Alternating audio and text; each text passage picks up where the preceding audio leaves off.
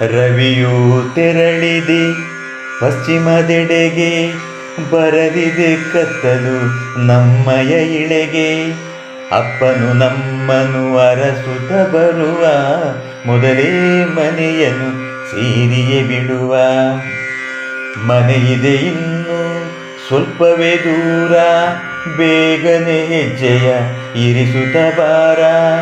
ಅಮ್ಮನು ಕಾಯುತ್ತ ಕುಳಿತಿರಬಹುದು, ತಿನ್ನಲು ತಿಂಡಿಯ ಇಟ್ಟಿರಬಹುದು.